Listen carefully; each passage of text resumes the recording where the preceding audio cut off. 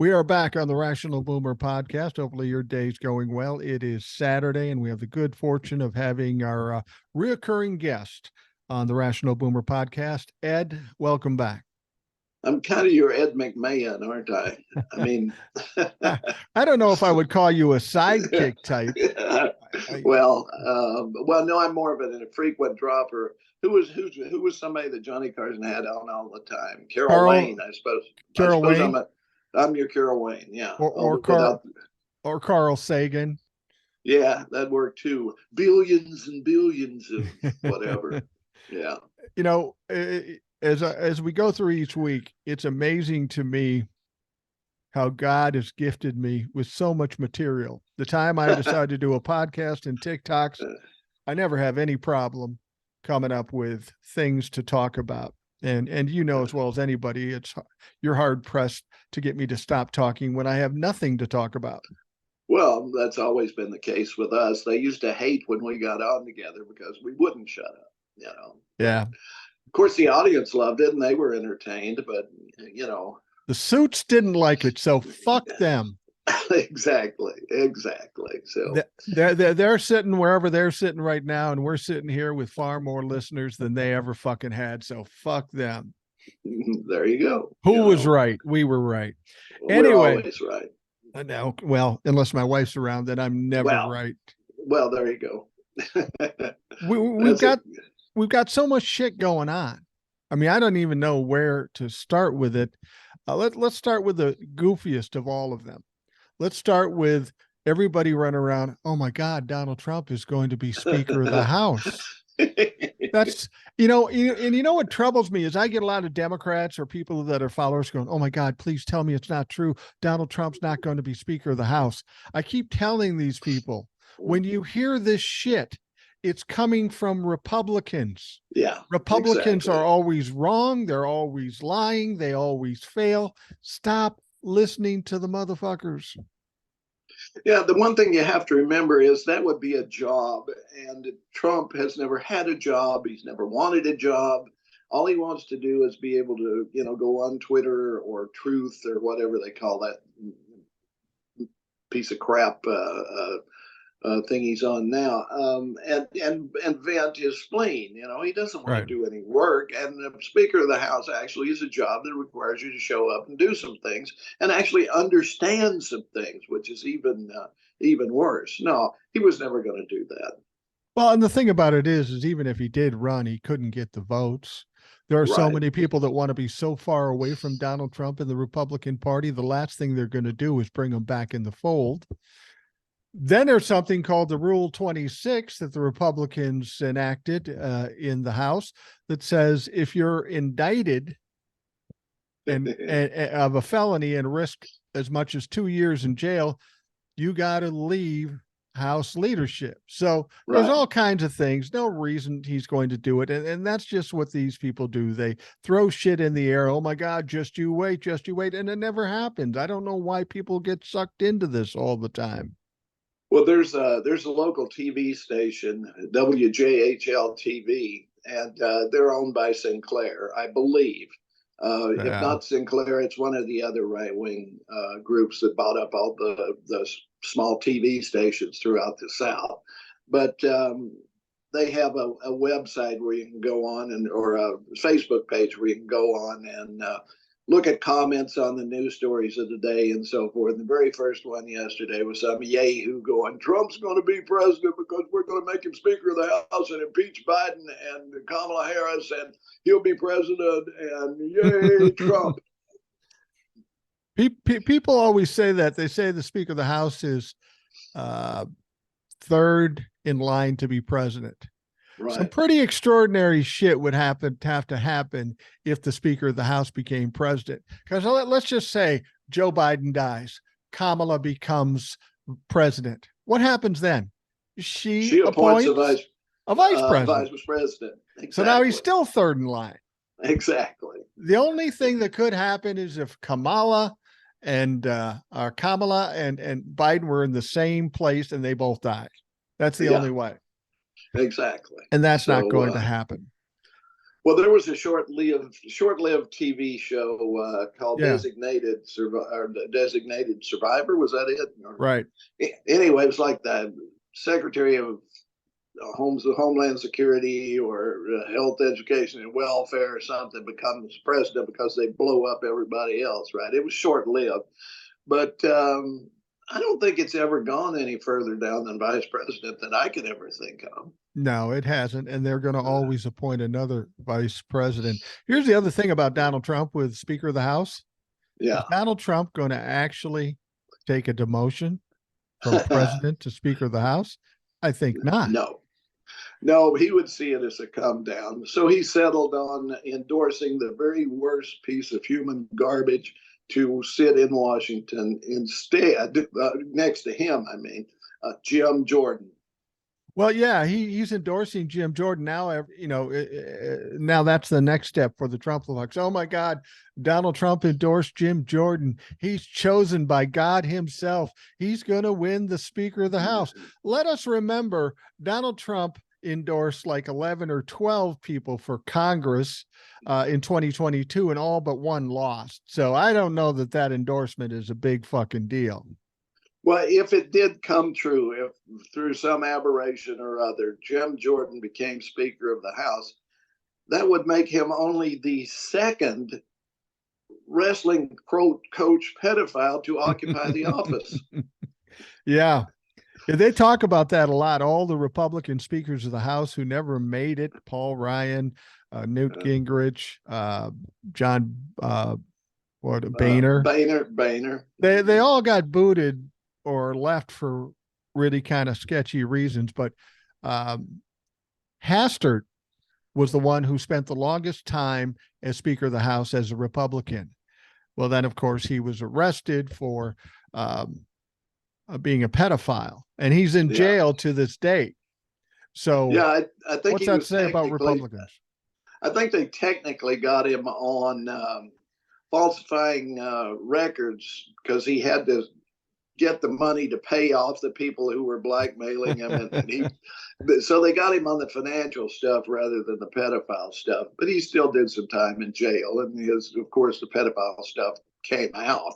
Right. So thoroughly disgraced. But yeah, Jim has his own skeletons in that closet, and so he wouldn't even be the first one of those guys to be in the chair.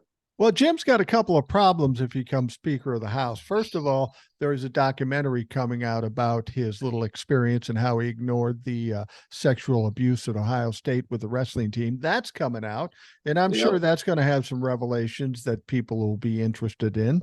Secondly, we don't know yet. We're waiting for superseding indictments. It's completely possible that he gets an indictment from Jack Smith because we know he talked to Donald Trump multiple times on January 6th.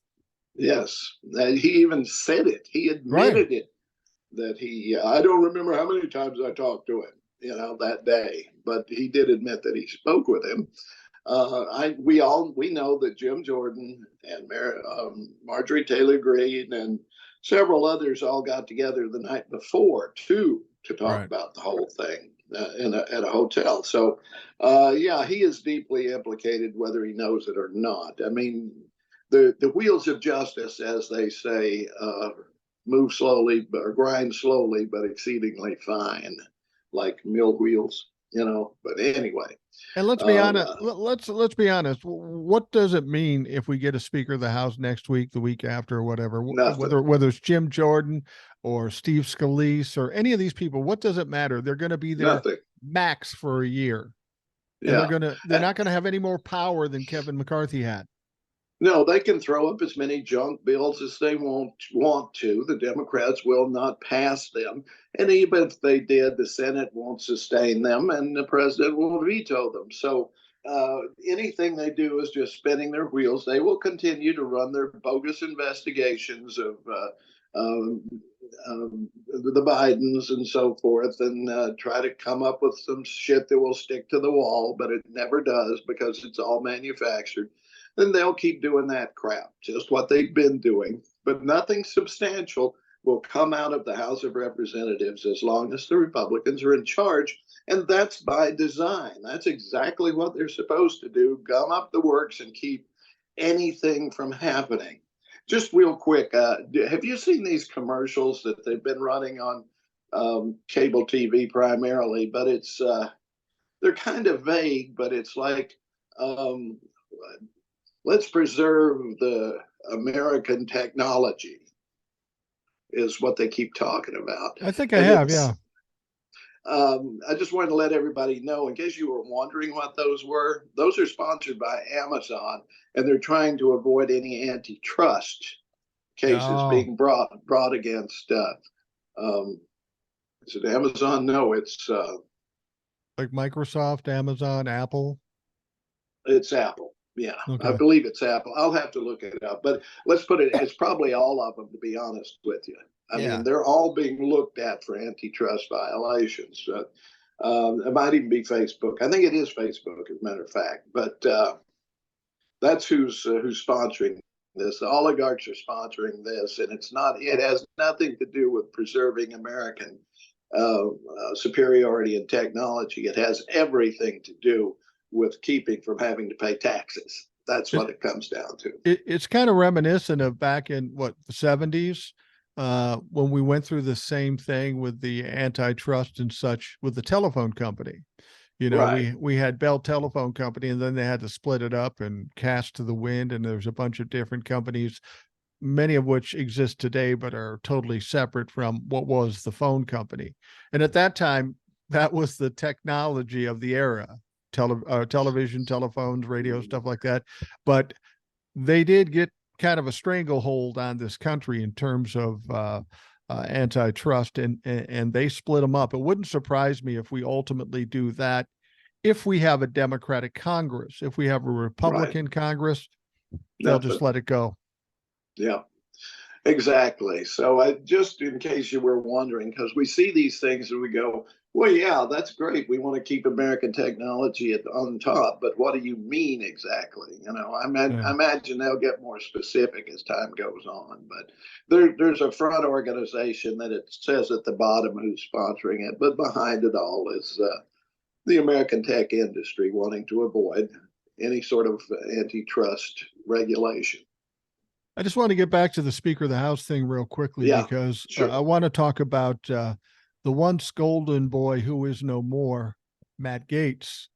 And people are bantering about saying that Matt Gaetz may get Cawthorned, if you know what I mean. I hope so. Yeah, we remember him. Madison Cawthorn, he was just a dirtbag, and he had the audacity to suggest there were drugs and sex parties with the Republicans, and they couldn't run him out of the fucking house faster. He lost his primary, and he is no more. We don't know where he is, and he was the worst of the House of Representatives. But now Matt Gaetz has a problem because apparently he wants to run for governor. He's trying to get some notoriety, but he's the one that pushed this removal of Kevin McCarthy. He's held this over McCarthy's head since McCarthy came in. It's interesting to me, though, that Matt Gaetz and the Republican Party seemed a little surprised that this effort worked, and they have a little bit of anger toward the Democrats for not saving Kevin McCarthy, which seems absolutely ridiculous to me. Yeah. Well, this is the thing. It makes no sense to anyone who actually thinks about it. If you are the type of person who routinely takes as gospel anything that comes out of McCarthy's mouth or Trump's mouth or somebody else's mouth, and don't apply any sort of critical thinking to it, you'll go along with it, right? And there's no hope for you. But if you stop and think for a moment about why the Democrats would want to support or not support any particular one of the Republicans, it makes no sense at all. Right. It makes no sense at all. And they say, well, no Democrat voted for Kevin McCarthy. Well, no Republican voted for infrastructure. No Republican voted for Build Back Better. No Republican voted for anything that we got passed. So to suggest that the Democrats should have, I make this analogy. Say you got two friends, one guy who's an alcoholic, one guy who's perfectly responsible. The guy that's alcoholic goes out to the party and gets drunk, goes into the car, gets into his car and crashes into the tree, and then blames the responsible guy for not taking care of him, not handling the Bingo. situation, not keeping it straight for him. That's exactly what the Republicans are saying, and it's fucking childish and bullshit. Well, I think McCarthy, the Sunday before the Monday vote, he went on the talk shows and basically reamed the Democrats and claimed that they didn't want the legislation, the stopgap legislation, to pass when they were the only ones who voted for it. Right, So right. that pissed a lot of them off, and so they said, "Up yours, you save yourself." If you're going to just spend your time vilifying us when it was obviously your creepy little Republicans who kept the measure from, wanted to keep the measure from passing, and you try to blame us, no, that's not going to work. See ya. Well, what's kind of telling about what the future holds for Matt Gaetz is there's I think he's Senator Mullins, don't know where he's from, but Senator Mullins, who was once a member of the House of Representatives. He's a Republican, clearly, and you're getting the sense that they're going to burn this motherfucker down, Matt Gaetz. This guy says, yeah, I can't believe the DOJ and the media just gave up on Matt Gaetz, didn't hold him accountable, because we all on the House floor saw him showing videotapes of him having sex with underage girls and saying that he used crushed up ED pills with energy drink so he could go all night long. Yeah. I got to write that down. Anyway, kidding. But they look like they're ready to burn that motherfucker down. They are so mad because while Kevin McCarthy is basically an idiot, he had one quality that they all loved. He was a good fundraiser. He got them all a lot of money. Now they don't. Now they don't have that cash cow anymore, and Matt Gaetz is going to take the blame. Well, and this is the thing. He should see. I think we need to point out too that although McCarthy was not popular with like 8 or 9 of the MAGA crowd, everybody else voted for him. Right. I thought he was a pretty good guy as far as the Republicans go, and the fundraising was a huge part of it. That's what got him where he was, because he was effective at calling the right people and get those checks flowing in when you need them. And I suppose he can still do that, but less effectively when you're, if you can call up somebody at a big corporation, say, "Hi, this is the Speaker of the House. You send us some money, and we'll take a look at that little thing you needed done." Right. I mean, that's one thing. If you're just a member of the House and you call up, all you can do goes, "Hi." It doesn't work. Doesn't work. Yeah. Speaking of which, just heard something about the Supreme Court I'm going to throw in here real quick. Definitely. It seems like now we've all heard about Clarence Thomas and all of his gimmies, right? Right. And his trips and all of his good stuff, right? And also the Roberts' wife getting millions of dollars for Alito.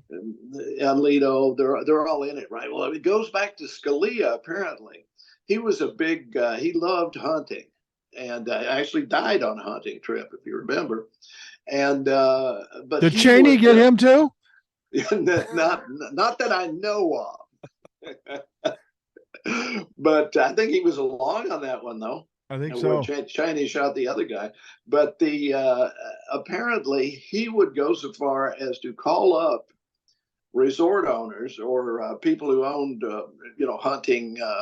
They have these places where you can go shoot elk inside a corral or something, and call yourself a hunter. But he would call these people up, people that he did not know, to get a personal invitation to go to these places for free. Because that way he could write it off as personal, because there was this informal agreement. If it was a personal invitation, then it didn't count against you. So he would actually do that. or he would have his people do that, call up these people and say, give Scalia an invitation and he'll, give you a recommendation or whatever. So this was going back, it was going on back there with him, and that does not surprise me at all. Not at all. And he was just kind of playing with technicalities there, because even if it was personal or business, he would still have to deal with it. But this would give him some reasonable deniability. Well, it was just personal. I didn't know. I had to say anything. Whoops, I'll do it from now on, a la Alito and Clarence Thomas. Yeah, now I've never heard that, say, Ruth Bader Ginsburg was squeezing cruise lines to get a free trip or something, but seems like all of the Republicans were doing this, Yeah, it's amazing to me that these people have been able to get away with what they get away with for so long. And really, in the last several years, we've seen these things come to the surface, both in Congress and the Speaker of the House and the Supreme Court. I got to believe this stuff has been going on for decades. We just never knew about it. They hid it well, and we just didn't know. Yeah. I always remember that. I don't remember the name of the movie, but the one I'm talking about. I think it was Charlie Something's War. Yeah.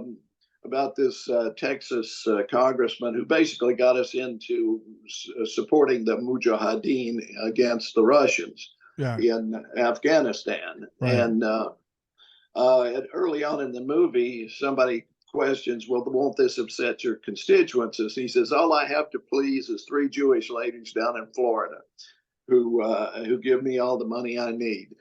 So I think no matter where you are in politics, if you're on the national level, if you're on the local level, it's the money that talks, always.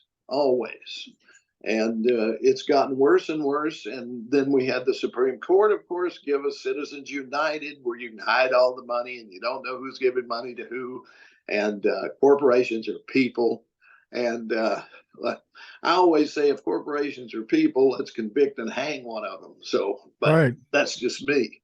well, if corporations are people, then why isn't the Trump organization doing jail time? Because they were convicted of 17 felonies of fraud. There you go. That's it.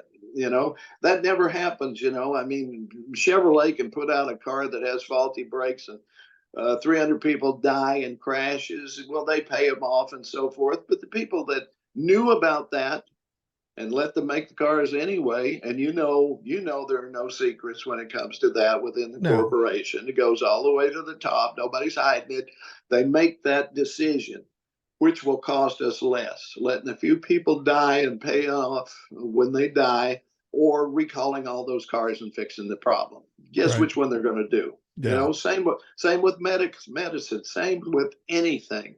The money talks, and anyone who thinks differently is just wrong. The movie you were referencing earlier was Charlie Wilson's War. Wilson's War, yeah. And I think it was Tom Hanks in there. Wasn't he the guy? Yeah, he was Charlie, yeah. It was a good movie. I got to tell you, since we're talking about movies, I'm going to take a quick aside here. My wife and I went to see Denzel in The Equalizer 3. Yeah. Oh, I love seeing Denzel kick white folks' ass. I just love it. Well, he has pretty much taken over the Bruce Willis mantle now that Bruce has wandered off, and I don't mean to be cavalier about that. It's a terrible illness, and I'm sorry that it fell on him. But he did do a lot of movies where he got paid maybe $1 million to play the same character, and he probably came in and shot for 2 days, and the rest was B-roll, But I, having been an actor myself, I salute anybody who can make a buck at it. Tell you the truth. Well, I tell you what though, I like Bruce Willis. I liked his movies because they were action. The good guy kicks the bad guy's ass. I always loved that. But you can't deny Denzel's chops for acting. I mean, these are kind of fun action films, but when you look at Malcolm X and some of the other things he's done, he did the thing with the black gangster. American Crime or something like that. Yeah. He's a fucking tremendous actor. He really Oh, is. he is, without a doubt. I mean, he's earned every accolade he's gotten. I don't mean to cast any aspersions on his career at all. He's definitely, definitely good. I do question the lone wolf thing that kind of came up beginning with Dirty Harry. It may have been around before that, but I mean, when I was a kid, I'm a Hopalong Cassidy, Roy Rogers kind of, those were my heroes. These upstanding white hat guys, and then along comes Dirty Harry and these guys. They'll shoot a guy in the back. Instead of pulling the bad guy up when he's falling off the cliff, they'll stomp on his fingers, all of that. They became very amoral, and they only they could stop the bad guy. The sheriff was always bumbling fool or corrupt or something like that. The Right. system never worked. It was always the lone disgruntled guy who had to step up and fix everything. And I'm sorry, but I'm afraid that prepared us for people like Trump. This idea the outsider is always better than the sticking to the rules as written. You got to break the rules. You got to cut through the red tape. You got to do all of this. So sometimes I think maybe we should step back and say maybe that's not exactly the right message to send. You know where I think that lone wolf thing started in the movies? And I'm just Mm-hmm. taking a wild shot here. It wasn't Dirty Harry. It goes back to the early 70s. I say it's Billy Jack. You're probably right. It could Remember he be. came to the It was reservation? huge. It was Yeah. huge in my neck of the woods. Absolutely. And it cost And like $4 to shoot it. right. I mean, he was one of those guys, him and Jethro Bodine and others were the Right. independent guys there making their movies, White Right. Line Fever and Billy Joe McAllister jumping off the bridge and that kind of stuff. But they were making drive-in movies at the time because there were still drive-ins. But by golly, did they make money? Oh, they made some money. They made some money. You know, you talk about movies and we're going to break here in about 5 minutes or so, and we're going to get into more serious stuff in the next section because we got a lot of shit to talk about.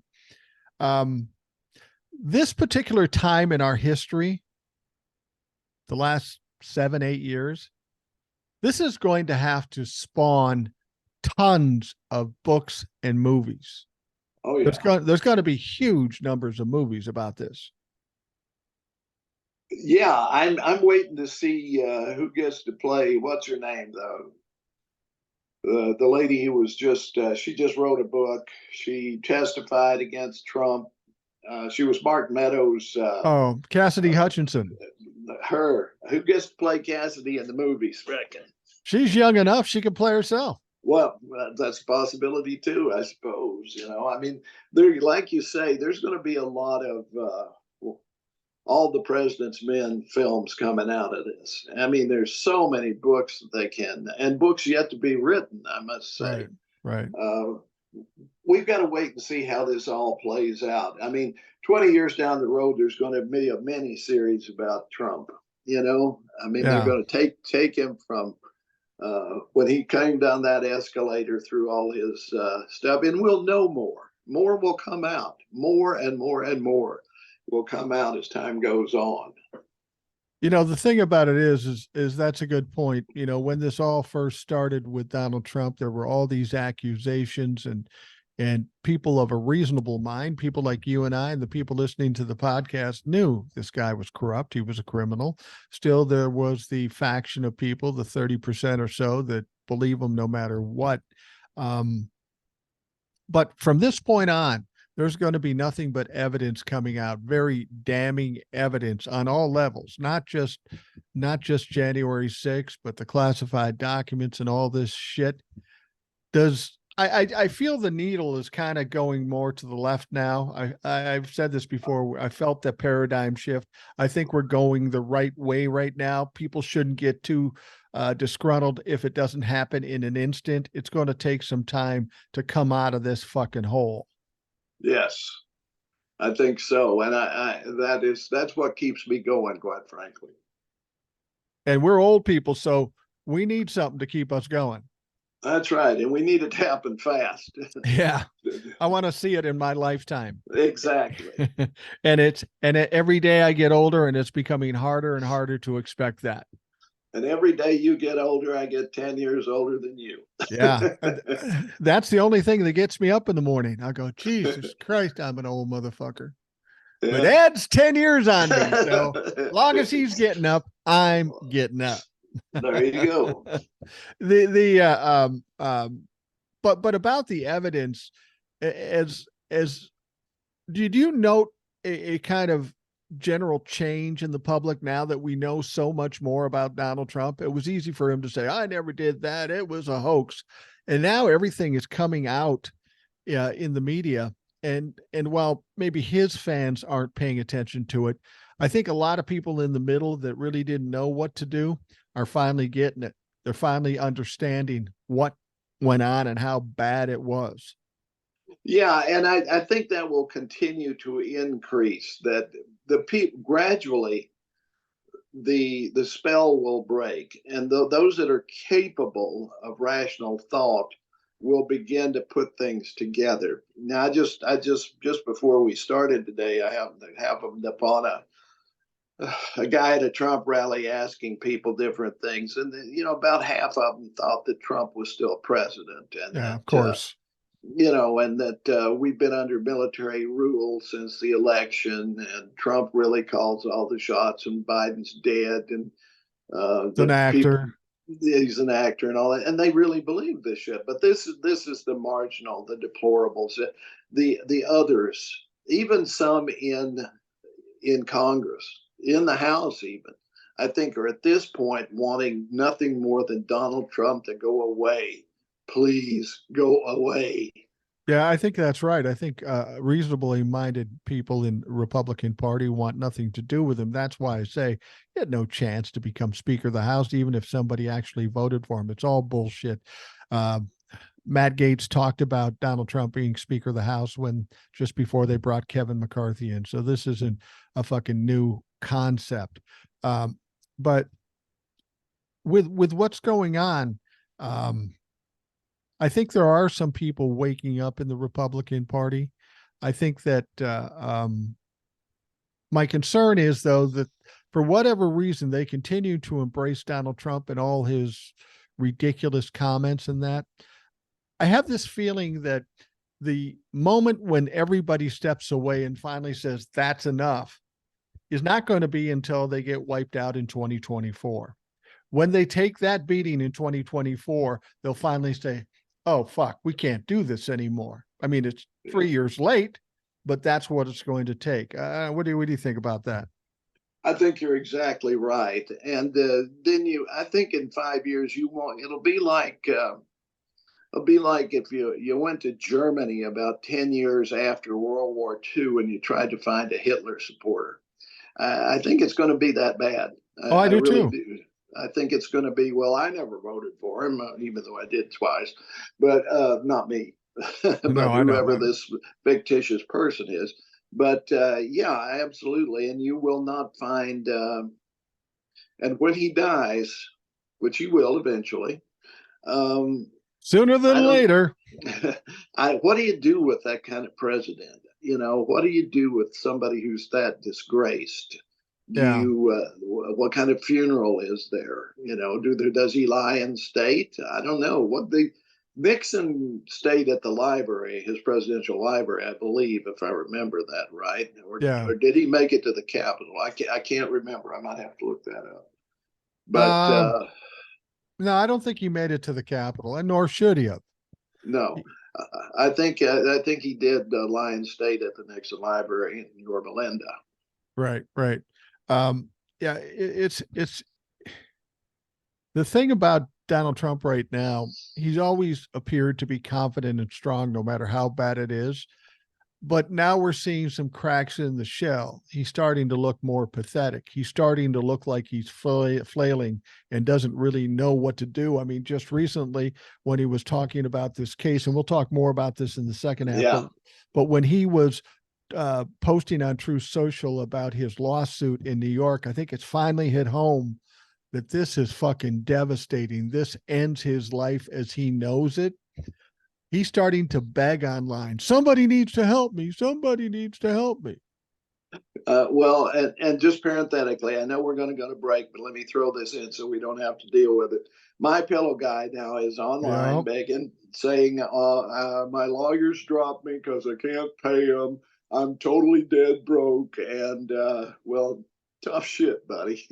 Well, that's it. You know, when he came into supporting Donald Trump, he was wealthy, he was healthy, and he was successful. He was worth $400 million, which is substantial for a guy making shitty pillows, and making those pillows probably 8 miles down the road from where I am currently. I feel like going there, you know, but the thing about it is he's come out recently and said, well, I'm in bankruptcy. I have to sell off shit. I'm in trouble. All my big customers have cut me off. American Express cut me off. And then he comes out yesterday or the day before and says, he goes on Steve Bannon's show and he's frantic. You can see he's frantic. Yeah. Well, I just heard 10 minutes ago, the lawyers are pretty much firing me because apparently they want to get paid and haven't been paid since August. And they haven't even gotten to the lawsuit with Smartmatic. I mean, and that's a slam dunk. I mean, he's going to lose that one. We know that. And that's $1 billion lawsuit. So he's toast. Well, and somebody said, well, he should settle it. They're asking for $1.6 billion. How do you settle it for like $500 million? He doesn't have $500. He can't fucking settle that thing. He's going to have to go through it, and he's going to be drained dry. And like I know what Trump can have a fundraiser for him down at Mar-a-Lago. Well, there's another guy who's broke too, Rudy Giuliani. Rudy Giuliani's talking about having to sell his home in New York. We find out now that his beach house in Florida or wherever now has a lien on it because he owes $500,000 in taxes. I mean, the only thing that's going to happen to Michael Lindell, Rudy Giuliani, and ultimately Donald Trump, because they're taking his money away too, these people are going to experience something they've never experienced: being broke, having no power, and being a pariah in this country. And with Mike Lindell, I feel like saying, oh, who knew? This is a total surprise. Mike, I could have told you this 2 years ago, 4 years ago, that this is a bad fucking thing to do. And even when it got bad and he started losing shit, he just doubled down more. You know, I like to feel sorry for people, but fuck, they asked for it. Yeah, I mean, I understand that he was not the brightest bulb in the marquee to begin with, and he had a troubled background and so forth, and he got lucky. But at the same time, I imagine put in a lot of hard work on it too. But at the same time, there comes a point when you have to pay the piper, right? And it's here. We saw it coming. A lot of people warned him, but he wasn't going to listen.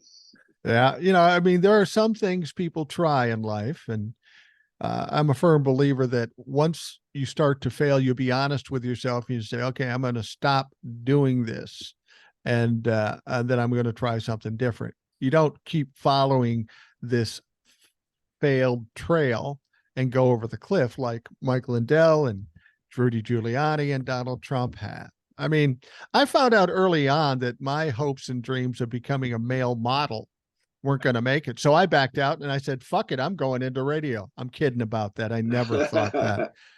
But I made the wise choice up front. I went on radio. I thought, well, maybe I can sound good. Looking good is going to be a hard thing for me to do, but sounding good, maybe I got a shot. Well, you know, we both somehow or other managed to work in a major market for over a quarter century, and very few people are able to do that. That's true. That's true. And that and $1.50 will get us about a half a cup of coffee. That's right. Exactly. Yeah. Well, Ed, I'm going to take a quick break. I got to throw this now. You went through the program at Minneapolis Public Schools and so forth, right? Right. That's KBM. How you got your. I went to Brown Institute, which is this small. At the time, it was a 9-month program where you learned how to use microphones and that kind of stuff. And they have a group now online where you can check in and see what's happening and so forth. But they put up somebody the other day said, who was the most famous person ever rejected from Brown Institute that they didn't take? Who was it? James Arness. Oh, no shit. Yeah. Matt Dillon from Gunsmoke.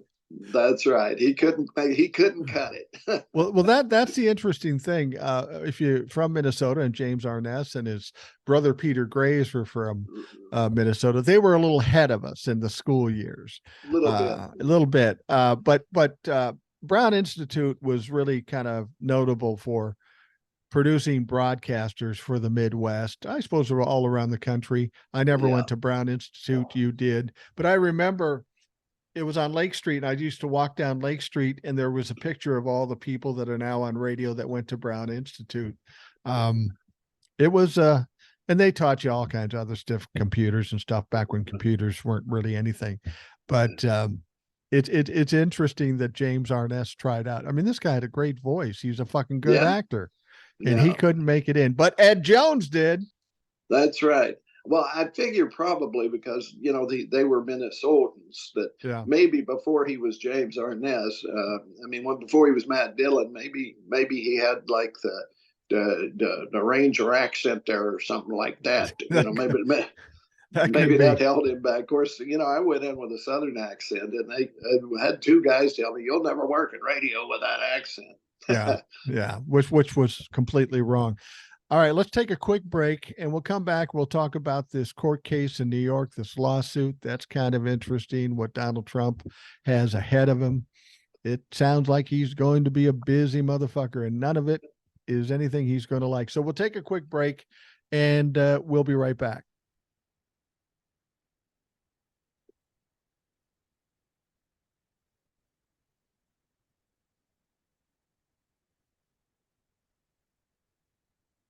We are back on the Rational Boomer podcast. Ed joining me today. We're covering a lot of topics. We'd be remiss if we don't talk about this court case, this trial in New York.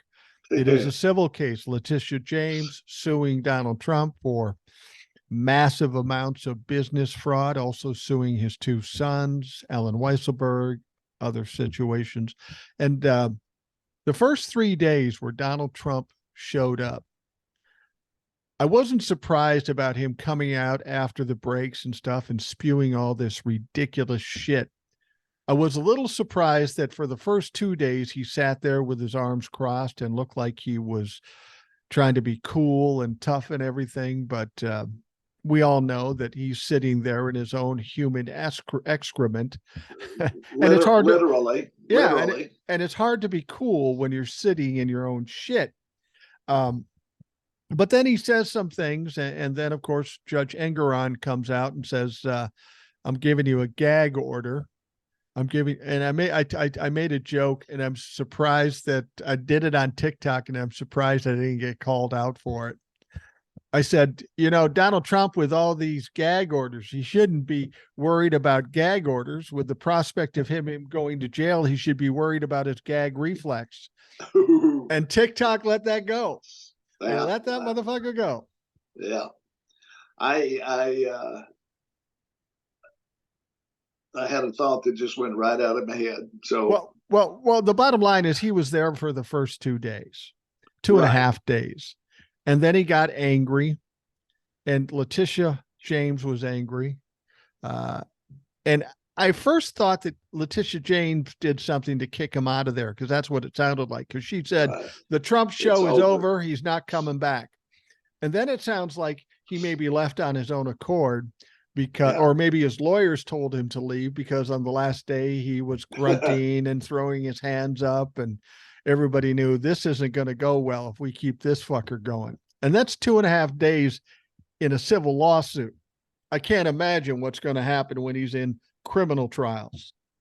No kidding. I mean, the best part for me was when they had a split screen of him complaining that he wasn't allowed a jury, and they're showing the paperwork, but they didn't check the box asking for it. Right. They fucked up.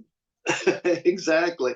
Either they told him you can either have a jury or not, and he said, "Well, let's go with the judge because juries are hard to fathom or whatever." But my gosh, dumber than a bag of hammers, and probably maybe the lawyers are too.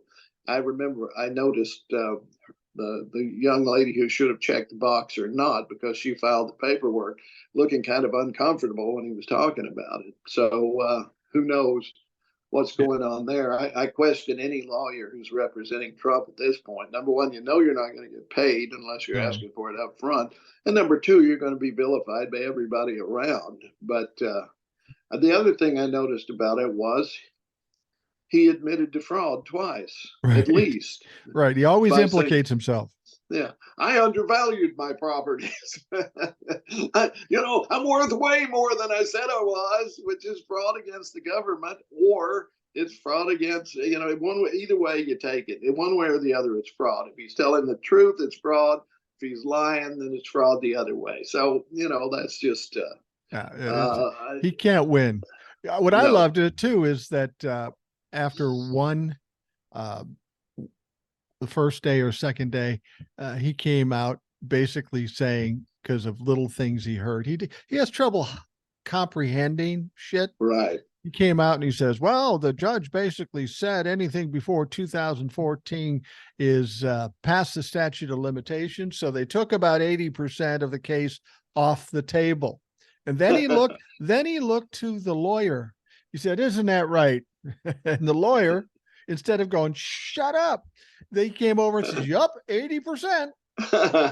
Well, then Judge Engeron pointed out the next day that, listen, that's not true. That's a bunch of shit.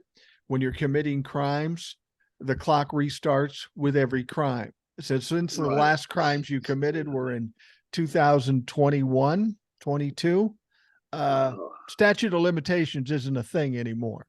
Right, exactly. I mean, Trump understands nothing. He doesn't even understand just basic things that fifth graders know.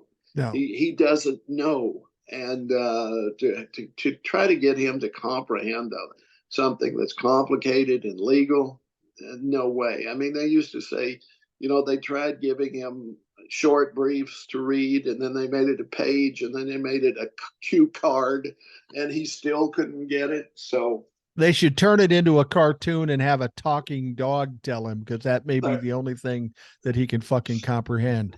Except he doesn't like dogs, remember? Yeah, that's true. Then a talking cartoon hooker. There you go. That he would get. Yeah, something like that.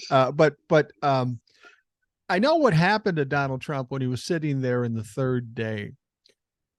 Clearly, he was getting uncomfortable. I mean, he's used to being in the media and somebody says, you did this, and he can distract, divert, and delay it and do all his shit that he does. But he's sitting in a courtroom. He can't say a fucking thing.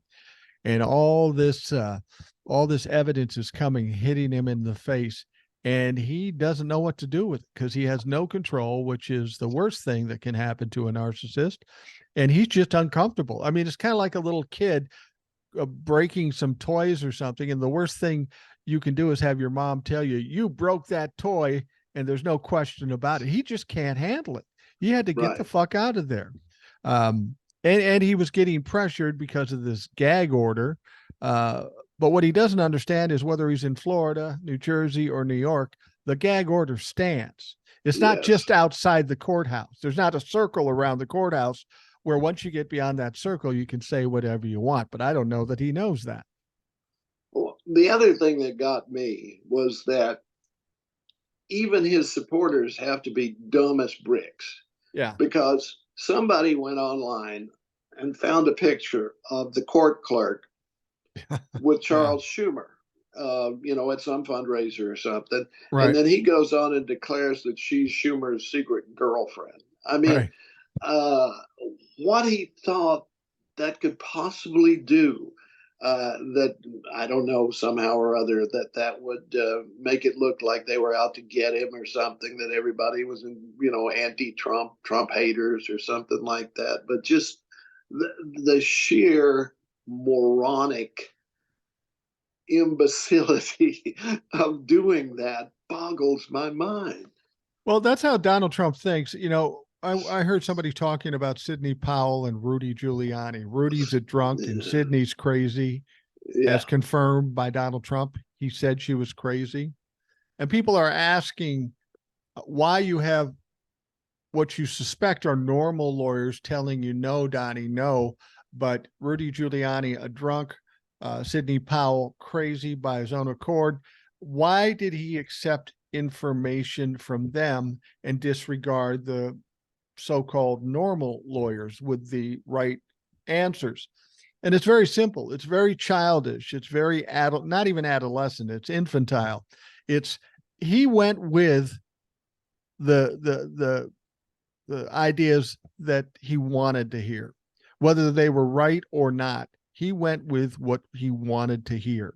And that's how childish he is. He risked everything because, well, Rudy said what I wanted to hear. And there's some question where Donald Trump might use the defense, well, Rudy was a drunk, so he just gave me bad information. But now we're finding out he was well aware of Rudy's drinking problem, which makes him more culpable because even though he knew he was a drunk, he still took his advice. And again, mainly because he told him what Donnie wanted to hear. Well, when it comes to Trump, there's a lot I can't forgive, but the one thing that I can't forgive the most is his laziness. Yeah. About everything. I guess when you're a child of privilege like he is and never had to do anything, had it all done for you, either your daddy did it or your lawyer did it, or always smoothing the way, always taking the stuff out of the way that's a problem for you. All right. Now you got this guy, right? And he chooses to wear this makeup. All right. Now everybody has to know by now he does not have a tan.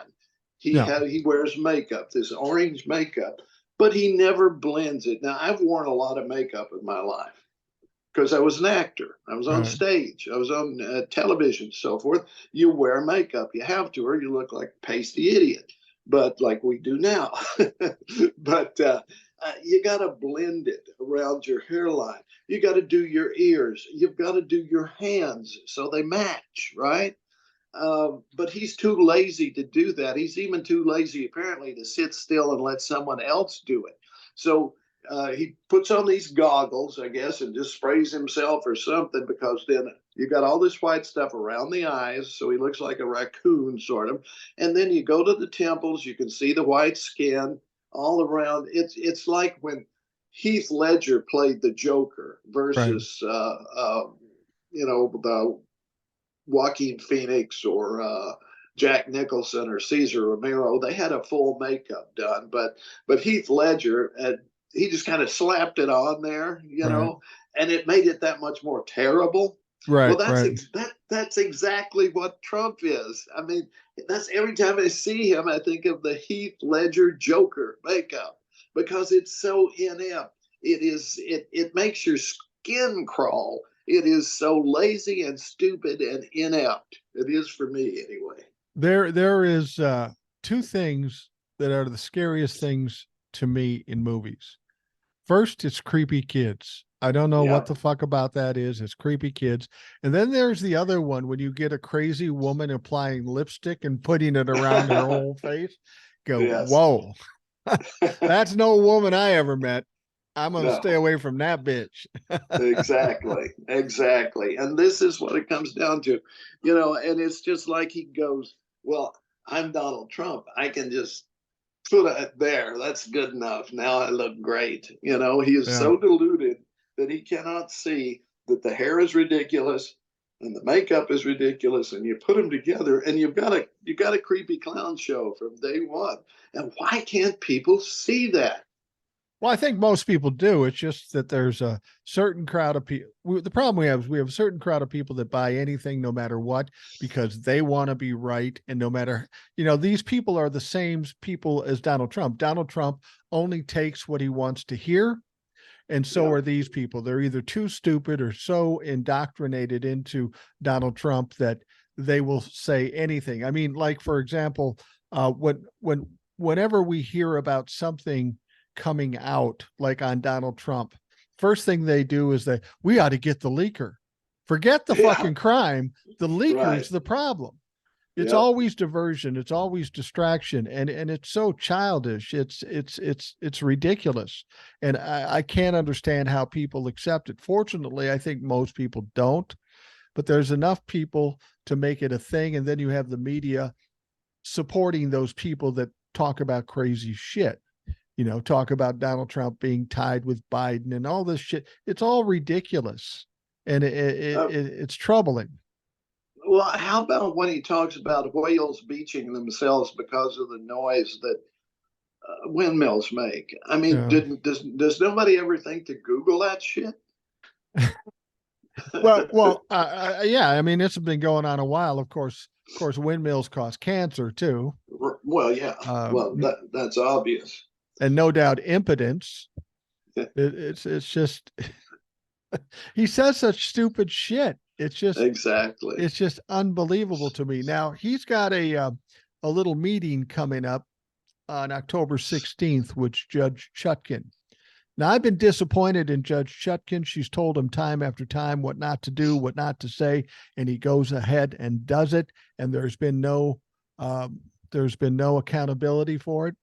I'm hoping that on the 16th we at least get a little closer to accountability, because Donald Trump is not going to stop talking his shit, no matter what happens. As long as he's able to talk, he's going to talk. And he keeps doing it. I mean, did you hear the electrocution versus shark execution thing? Kind of. Yeah, he's babbling along and he's going like, if I ever have to make a choice between being electrocuted or eaten by a shark, I'm going with electrocution. He's got this thing about sharks. Stormy Daniels talked about it. When they were together, apparently he was watching Shark Week and said, I'm never giving any money to any organization that helps sharks. So I don't know. He's got a thing against sharks. He's got a thing against windmills. We know that because he spoiled his view off his Scottish golf club. I mean, we know that's why he hates windmills. Sharks, I'm not so sure about. So what we need to do at the next rally is get some Democrats in shark suits and scare the shit out of them. That would do it, yeah. Oh, good old scared soiled Donnie. Oh, the fucking sharks are coming to get you. Yeah. It's amazing to me that this guy has so many failures in his life and so many flaws in his personality, and people just, I'm convinced that there is a certain amount of people that if you just talk loud and talk shit, they'll follow you for whatever reason, because it's not just him, it's the Jim Jordans, it's the Matt Gateses. They're all saying stupid, crazy shit, and there's a certain amount of people that will continue to fucking follow them. I don't get it. I mean, these are the people, if a reasonable mind was looking at him and go, well, that fucker's crazy, I'm not following him. But there are some people that insist on embracing this shit. Well, there's a certain percentage of the population that I really firmly believe this, never learn to critical thinking. They're incapable of it. All they can do is either instinct, gut reaction, fight or flight, reptile brain stuff. You know, that's how they get through life. And there are no shades of gray. They can only incorporate solid black, solid white, and this is good, this is bad. Everything is transactional. It's all me. And that describes the bulk of the Republican Party now. Right. With all this stuff going on in New York and the financial downfall of Donald Trump imminent, I mean, it's going to happen. He's trying every way he can to get things dismissed or delayed. It's not happening. He's going to be taken down in New York. He's going to lose everything. He's going to have no money when it's all said and done. But we haven't talked about Georgia much, and there's some shit going on in Georgia that's kind of interesting. We know one person pled out and cut a deal. I can't remember his name, some no-name guy. Yeah. And then Sidney Powell and Ken Cheesebro are scheduled to start their trial in 17 days? Right. A little more than 2 weeks. Yep. But the judge So we've got a total of 18 defendants right now. And the judge asked Fani Willis, do you expect to be cutting deals or getting people to plead ahead of time before the trials start? And she says, yes, definitely. Yeah. And that would suggest Sidney Powell. That would suggest Ken Cheesebro. Whether they let him do it or not, I'm not sure. Maybe they're too high up the chain to allow them to roll. But the interesting thing, there's at least 6 other people that have yet to waive their right to a speedy trial. Well, didn't one guy already plead guilty, one of the electors? Yeah, one of those guys did. Yeah. He had kind of a plain name. And then you got Sidney Powell, but there's 6 more that have not waived their right to a speedy trial. They have not made a decision yet. So that might suggest that they're in the process of cutting a deal and flipping on the whole bunch. So if that's the case and Powell and Cheesebro do it, we've now got 9 people out of 19 that may be rolling on the rest of them. That's going to be interesting. I think that's what they expected in the beginning. They never thought, Fani never thought that she'd have 19 defendants actually when the cases came.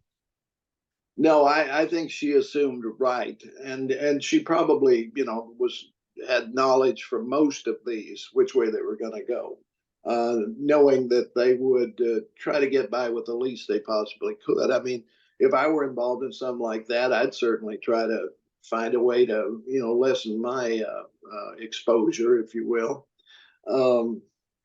Apparently Trump now is asking to postpone everything, Right. and I don't know if the Judge Cannon will be doing something along those lines. I mean, she would be the likely one to postpone. That would be the documents case.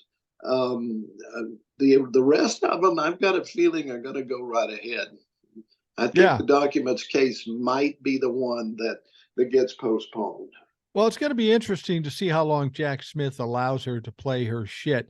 I mean, this recent news story that came out that Donald Trump was passing information about nuclear subs to an Australian billionaire, and they're saying we're not sure if it's classified documents. Let me just say something here. I'm not an expert, but if you've got information about nuclear subs, where they are, how close they can get to Russian ships, and how many warheads are on them, I'm taking a wild stab. I'm guessing that's classified. The weather is classified. So yeah, I guarantee you those are classified. And apparently they have all the testimony they need to lock him down with that one for sure. So, I mean, there are 2 or 3 other sources confirming that he actually did that. And I have no doubt that he was entertaining people at Mar-a-Lago with state secrets for as long as he's been out of office. Well, and the important thing to understand, we've got these 91 felony charges, more to come with the superseding indictments from Jack Smith imminent. Those 2 situations, him passing information on to an Australian billionaire who then passed it on to anywhere from 50 to 80 other people. And then you've got the audio tape of him talking to these media folks and showing them a classified document. Just those 2 cases would sink him for fucking life. He would never see the light again, just on those 2 situations. Well, just the one you mentioned with the classified document where he identifies it, says, I could have classified it, but I didn't. Here, look at this, all of that. I mean, that's a slam dunk. There's no way that can be colored any way. I mean, he tried to come back and say, we were looking at magazine articles and newspaper clippings. Yeah, right. I mean, we have ears. We know what we heard. We know what you said. They have testimony from those people too, by the way. You know what precipitated this is funny. What precipitated his conversation with this Australian billionaire about nuclear submarines? He was talking about working with the Australian government looking to buy submarines. Donnie basically said, submarines? I got some submarines for you. You got to check out these nuclear submarines. We can sell you these submarines. He's thinking how he can look good by selling American submarines to Australia. So he's giving them the sales pitch. Oh, it's got fresh Corinthian leather. It's got 97 warheads. We can come this close to Russian tankers. You got to buy. Buy now, and for just $400 billion, you'll get not only one, but two nuclear subs. That's what this fuck was doing. Oh, yeah. I don't doubt that for 1 second. I mean, this is going to be, looking back 50 years, we won't be here, but somebody will be looking back and saying, what the fuck? I mean, we're talking teapot dome here. Really, when you get it right down to it, the whole Trump presidency is going to be looked at as this aberration of, my God, did we dodge a bullet? That's assuming we dodge it. Yeah, no, that's one of my greatest fears, is that my granddaughter's kids and grandkids are going to look back at this and go, Jesus fucking, what the hell happened? How could people be stupid enough to do this? And it's a sad state of affairs. I only hope that we have the benefit of shaming, embarrassing the people that followed Donald Trump after this. Because, I've talked about this before on the show. I've got my 45th high school reunion coming up November 11th, something like that. And I've always gone to my reunions. It's kind of fun. It's a light day. We talk about stuff. But I know that in my school, there's a pretty sizable group of people that are dumbass Trump-la-fucks. They're just blue-collar folks from South Minneapolis that grew up like a lot of us grew up and never evolved into anything normal. So they just take on the beliefs of their parents. They don't like black people. They're afraid of gay people. They love Donald Trump. And my wife says, are you going? I go, I don't know if I'm going. Yeah. She goes, you always go. And I go, yeah, but I got two problems here. I know what kind of people are there. And I know I've been a little public about my feelings. Right. And I'm not afraid of these people. My wishes would be I would go there and I would just talk about the high school days. We didn't talk about politics in the 70s. I don't want to talk about politics today. But I know Trump-la-fucks can't help themselves. If they know I talk the way I talk, they're going to come up and talk shit to me. And I'm going to embarrass them and make them look foolish. And then the whole fucking night is pointless.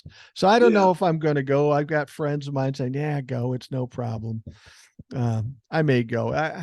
But these people, you would think by now, have understood how foolish they are and been shamed, but they're still not. They're still believing as solidly as they did 3 years ago.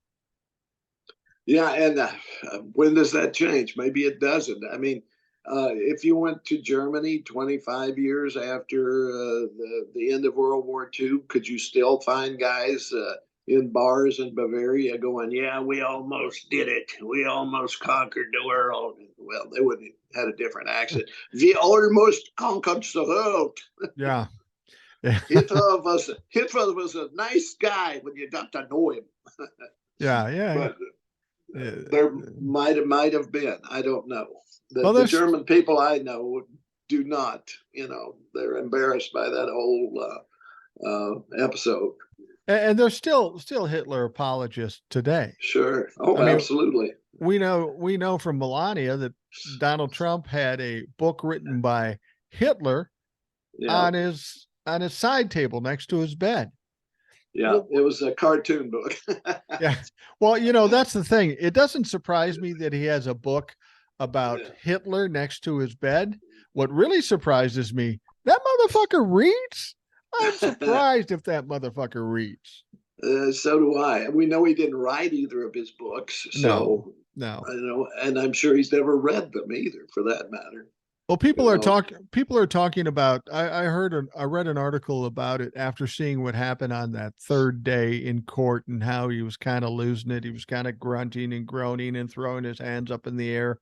And the lawyers knew, if this keeps going, if this gets worse, he's going to get himself in trouble. So they probably sent him home, and he was happy to do it because he needs to go someplace where somebody's giving him adulation as opposed to put him in the corner.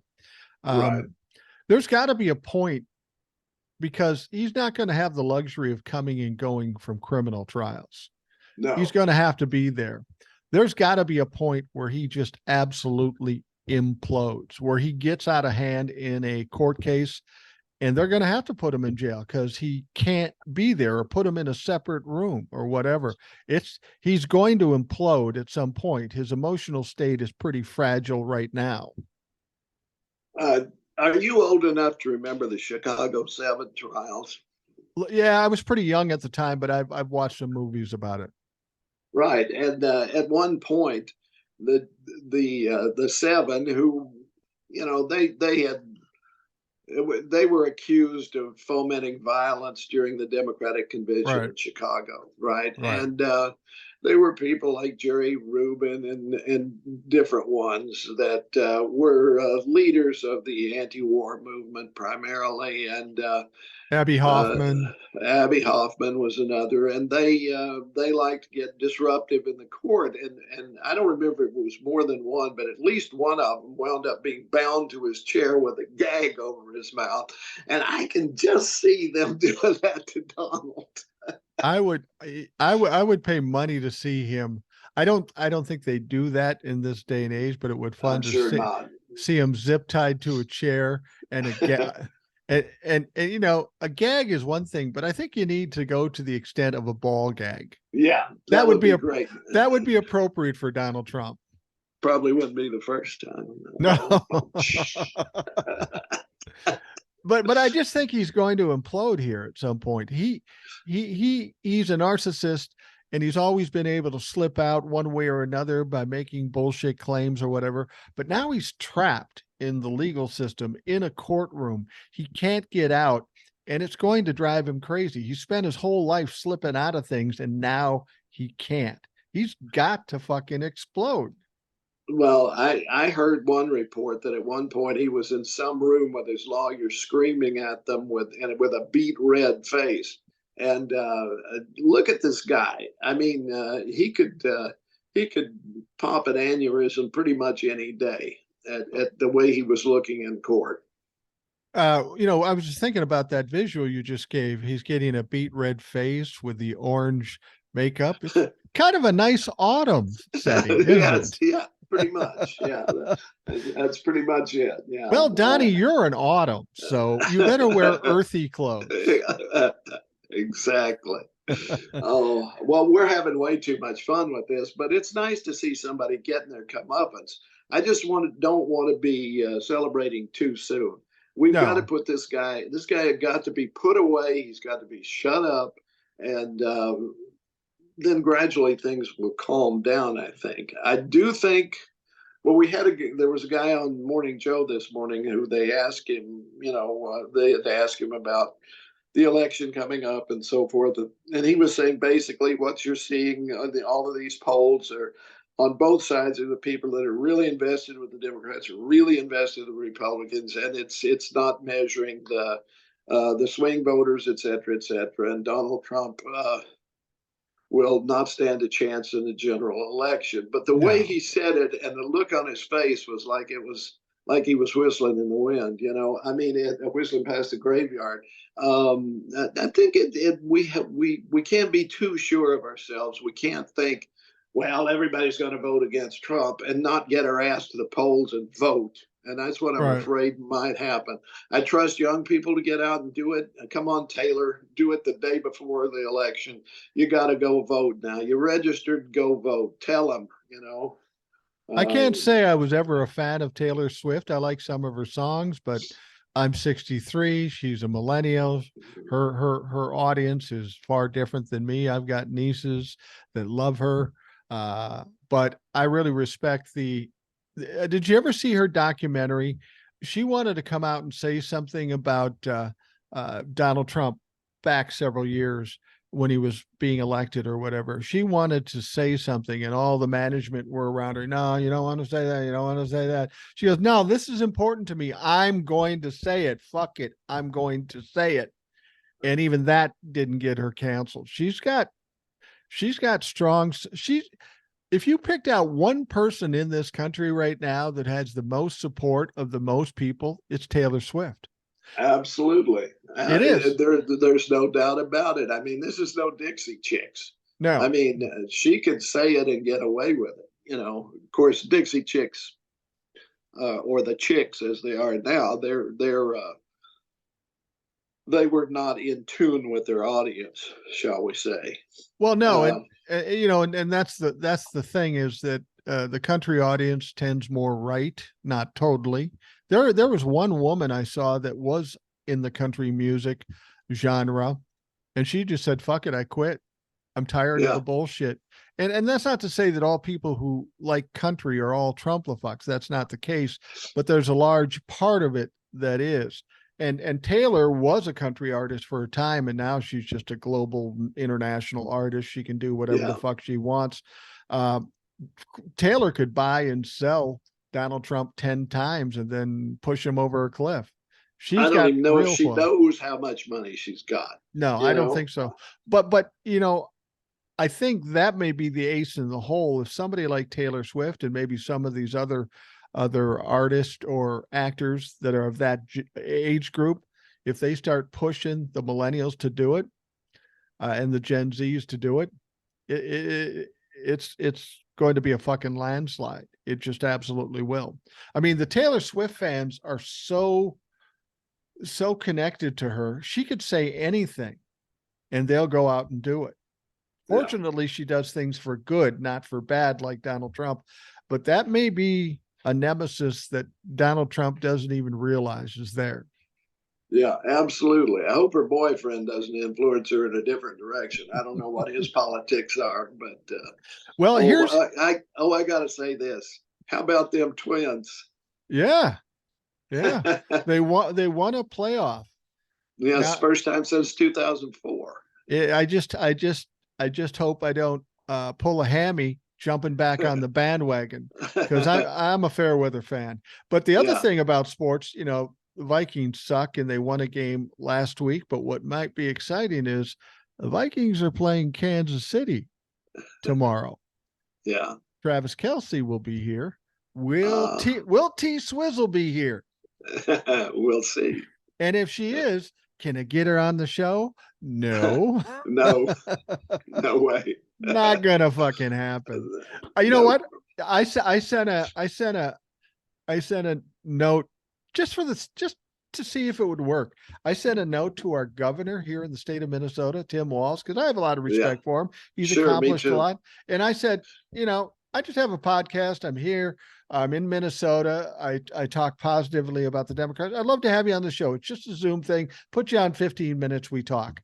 And I got so many fucking emails of different processes I had to go through and when's the event and how long. I just want to talk to the motherfucker. I just want to talk to him. And eventually I said, fuck it. That's not how the show runs. I'm not going to put on a suit and tie and meet on a certain date for 16 minutes. And I'm not going to do that. This show's more casual than that. Probably easier to get a hold of Taylor. It probably would. Well, you can always drop a note to the press box and see if they'll hand it to her, right? Right. I probably can't get into the game. I tell you what, I don't have Taylor Swift. I don't have Governor Walz, but I got Ed. I got Ed. That's money as far as I'm concerned. I'm pretty much anytime you want me. I'm easy. Right. Well, now for the folks at home and for you, Ed, next week on Thursday, I'm going to Portland, Maine. It's going to be my wife and I's 40th anniversary. Now, last year we went to Vermont. Prior to that, we always went to Bayfield, which is in Wisconsin, which is where we had our honeymoon. But now we have a little time and a little more money, so we're going to go out to. My wife always wanted to go to Portland. I don't really have that great desire, but I haven't been there, so I don't know. Maybe I'll love it. But So for us to record, I think we could still do it because I bought some new equipment, and we should be able to pull off another show, but we'll see what happens.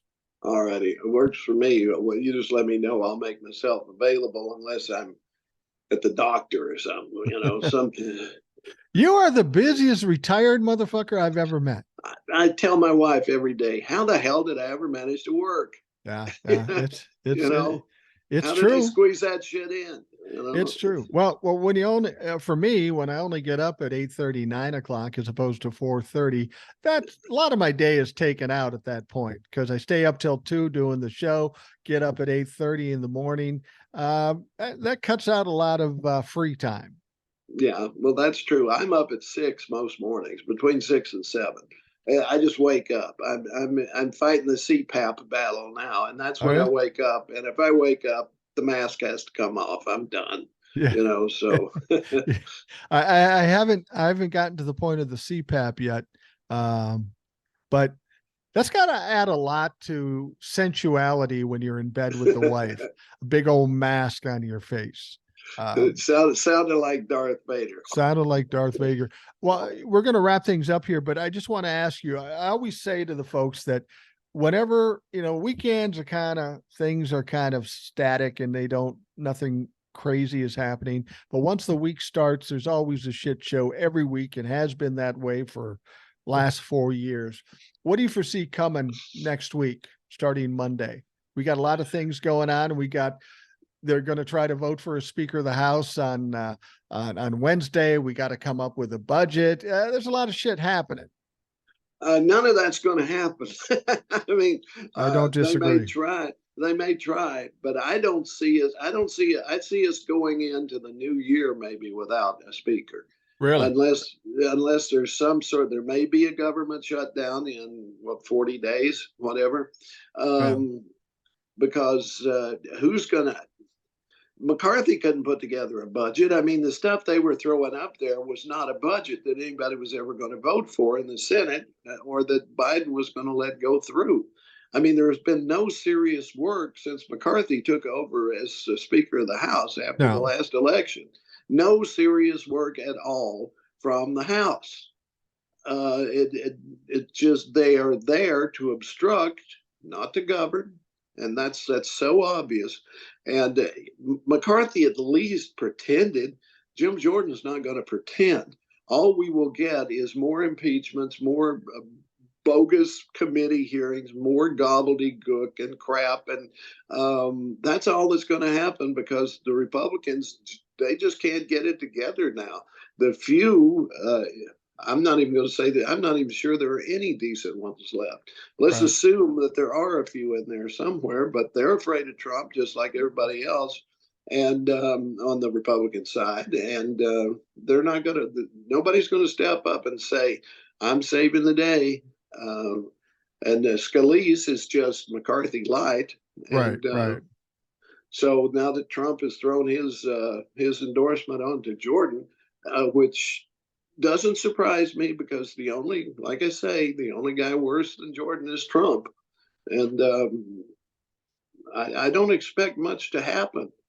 The only thing that I could see was maybe if there are a few decent decent Republicans, that they would forge some sort of agreement with Democrats to have a Democratic speaker. Yeah, it's possible. That may be, if they don't have a Speaker of the House, it's going to be hard to come up with a budget and this interim speaker, he's got his little gray suit and his little bow tie. I call him the fascist Pee Wee Herman because that's pretty much what the fuck he is. He isn't going to do anything. He's a joke. If they don't have a Speaker of the House and they can't vote one in, and I, for the life of me, don't know who's going to get 217 or 218 votes, that may be the only option. The Democrats and some reasonable-minded Republicans come up with some alternative. Now, I've heard some people say, well, Hakeem Jeffries, I don't think Hakeem Jeffries is ever going to be the Speaker of the House while there's a Republican majority. It's just not going to work that way. But maybe they can come up with a more palatable Republican just to get this done and get this shit moving. Well, it wouldn't even have to be someone who's currently a member. I mean, as Right, they said, the ones that were trying to push Donald Trump, they could come up with a Liz Cheney or somebody, a right. compromise candidate, perhaps. I mean, some of those Republicans must still have some sort of relationship with Liz, even though they kind of sold her down the river. But maybe she could step in and restore some normalcy of some sort, or maybe there's some other Republican figure they could bring in. I don't know. But something's got to give, because Jim Jordan is not of the caliber of person you need to be in a leadership role in any way. Look at what he's done with his committee. I Yeah, mean, it's a joke. it's complete joke, absolutely. And they keep looking like complete idiots every time they try to do anything. So how could that inspire confidence that you could do? If you can't handle a committee, how are you going to handle the House? The Democrats could have saved Kevin McCarthy, and Kevin McCarthy talked shit and tried to throw Democrats under the bus. So they said, fuck it. They just said, screw you. We're not going to do it. Do you think in order to keep things going reasonably normal, do you think the Democrats should have saved him? No, simply because you couldn't trust the guy. I Right, mean, he right. he he had met and shook hands, said, "This is it. We're agreed on this," and then he immediately backtracked. He said, "Well, we can't ever have an impeachment without a House vote," and then he starts his impeachment inquiry without a House vote. No, you can't trust somebody like that. And even if they had saved him, they could have done the same thing again next week. They still would have had the same rules where one guy could stand up and uh, get rid of him again, or bring up the vote, right? Right. I got to be honest. I'm not a Liz Cheney fan. I appreciate her decency and I'm her. not either. I'm not either, but she hates Trump. So I'll give her She that. she hates Trump, and if she was to be made Speaker of the House, I would love watching the Freedom Caucus's heads fucking explode. Yeah. They would be beside themselves. The one thing Republicans have had many opportunities to do is to marginalize and get rid of MAGA or the Yeah. Freedom Caucus by taking away their power. And I thought, honestly, that Kevin McCarthy would be reelected or voted positively by the Republicans, because that was the one opportunity to boot MAGA out. It would show how weak they are. But the Republicans fuck that up too. They Yeah. keep they keep supporting and emboldening the MAGA group, and as long as that happens, they're fucking sunk. Yeah, absolutely. I mean, the ideal thing for me would be to indict the Yeah, Freedom Caucus, because they're all guilty. We know that. We know Marjorie Taylor Greene, Lauren Boebert, Gozar, Biggs. I could go on. Uh, they are guilty. They were part of the insurrection. They should be indicted and removed from the House at this point. and And you wonder if Jack Smith has got that in his mind. I presume these superseding indictments will involve these Freedom Caucus members. Does this put him in a mindset? Well, the Speaker of the House thing could cause some big problems. Let's get these indictments out so we can shut that down and have some reasonable situation in the House. I don't know. I don't know either, but I would encourage him to do exactly that. And Yeah. then we have a Democratic majority, and then we're in clover. Yeah, well, at the very least, indictments don't necessarily kick people out of the House of Representatives.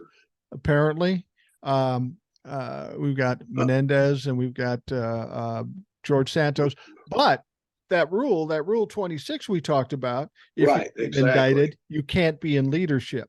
You can't be Right, a Speaker of the House. You can't be in charge of a committee. You can't do all that stuff. So it wouldn't kick all of them out, but it would take them out of power. right. And that wouldn't give a Democratic majority, but it would streamline the process, I guess, is what I'm saying. But I just like to see him indicted and hopefully go to prison. Well, let's be honest. Republicans allegedly have the majority, but the only people making decisions are the Democrats on this Yeah, stopgap thing and on raising the debt ceiling. It was the Democrats that passed that stuff, not the majority. So, how great is their majority? exactly. I do want something to happen so they can get the Ukraine funding, because I'm a big believer in that. I mean, we've got to stop Putin here, or you have to stop him in Poland, or you have to Right. stop him in the Balkans, or you have to stop him in what was East Germany. He wants the whole ball of wax back. We know that. Right. We've got him. We've got him on the ropes right now. But if we can keep the funding going, the winter will break him. I guarantee you, the Yeah. winter will break him. Yeah, it will break him. And I think Biden doesn't seem that worried about it, at least on, on TV and such. I think he already has ways to figure this out. Yeah. I don't think he's worried about it. I think he already decided that the House of Representatives was going to be a problem sometime back, and he has some options to get this done. I believe in Biden in that respect. He's crafty enough, he's experienced enough that he can always find a way to do what he wants to do. I think so. Maybe that's a good note to lend it on. That's upbeat, Yeah, and upbeat. I agree with you. All right. Well, we're going to wrap things up for the Rational Boomer podcast. Ed, thanks for coming by and talking some shit with me. You know You how I betcha. love to talk some shit. For the folks listening, thank you for taking the time out of your day to listen. Hope you have a great day, and we will talk to you again tomorrow.